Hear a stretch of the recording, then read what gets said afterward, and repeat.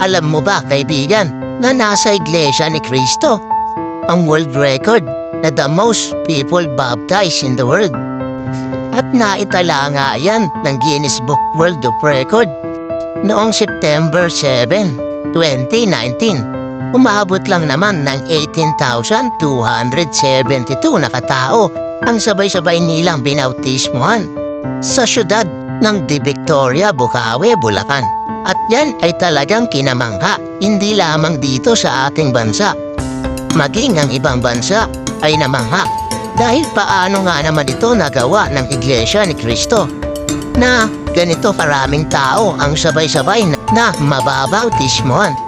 Paano nga naman ito magagawa ng Iglesia ni Cristo na ganito karaming tao ang sabay-sabay na mababautismuhan sa kanilang relihiyon?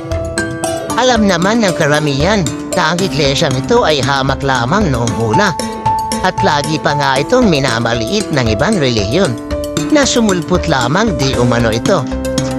Pero hindi tumigil ang iglesia nito sa pangangaral ng kanilang mga doktrinang sinasampalatayanan nila.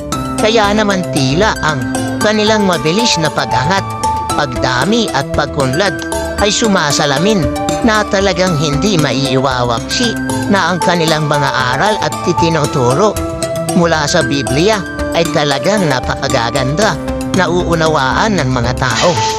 Kaya naman sobrang bilis ng kanilang pagdami na ang ilan nga sa mga kaanib ay galing pa sa mga naglalakihang relihiyon. Kaya nga naman di lang isang ordinaryong tao ay mapapaisip ka kung paano nila ito nagagawa. Kaya sa pag-iisip na yan ay napakarami nga ang nagsuri at nakinig sa kanilang mga aral.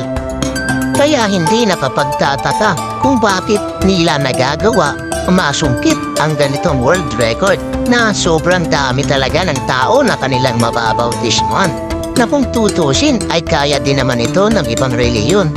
Pero tila hindi nila magawa dahil nahihirapan sila na maipangaral ang kanilang mga itinuturo.